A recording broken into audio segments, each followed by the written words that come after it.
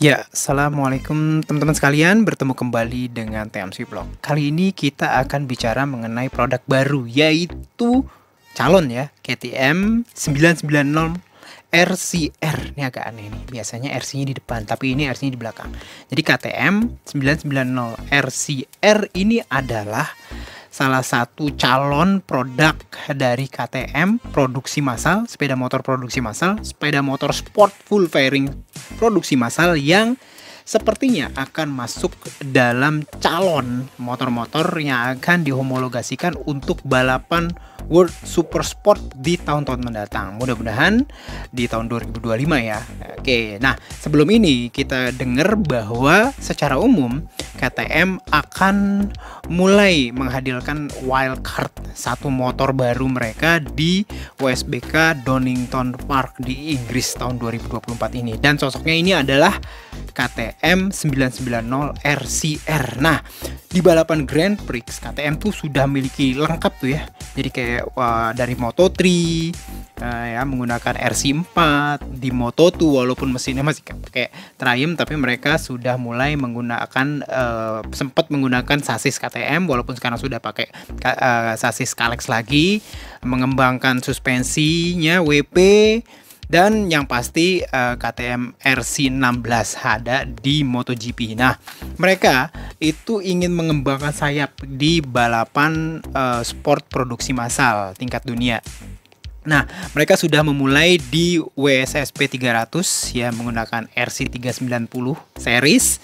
Nah, kali ini mereka akan menghadirkan sosok motor yang akan balapan di seri World Super Sport menggunakan kategori World Super Sport atau WSSP New Generation dengan RC lagi 990 RCR. Nah, sosoknya adalah ini nih teman-teman sekalian.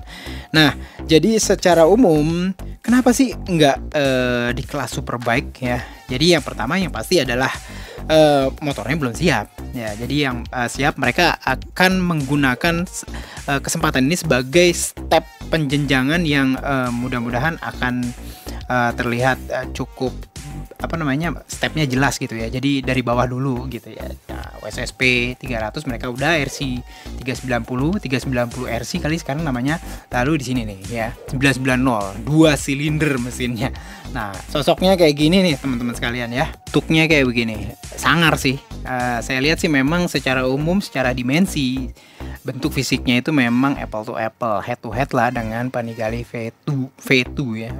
V2 secara umum ya sosok yang hadir menarik pertama saya memang aslinya adalah winglet depan yang secara umum terinspirasi oleh kehadiran mereka di MotoGP dengan RC16.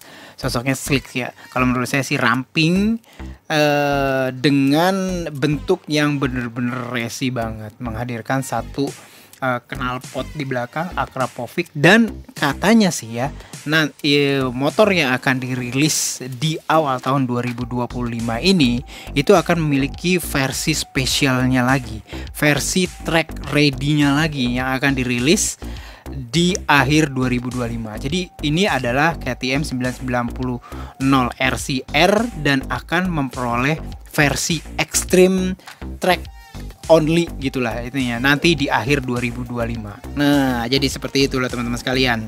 Nah, sementara ini mereka akan menghadirkan dulu motor ini wildcard kemungkinan di Donington Park Inggris dan juga mereka akan menghadirkan beberapa wildcard lain gitu. Mungkin di BSB kali ya, nggak tahu deh. Terus habis itu mereka juga akan kemungkinan mulai menghadirkan di beberapa pameran-pameran sepeda motor terkemuka di Eropa kayak misalkan di Intermot Cologne atau mungkin di EICMA Milan di akhir tahun 2024 ini ya.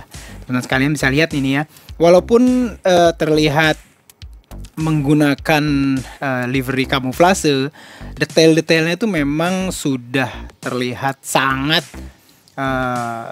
produksi massal banget gitu ya. Teman-teman kalian bisa lihat tadi ya suspensi depan WP, terus habis itu pengereman depan dengan double disc brake, pengereman belakang, suspensi belakangnya WP juga monoshock, terus masih belum menggunakan rear fender atau spakbor belakang.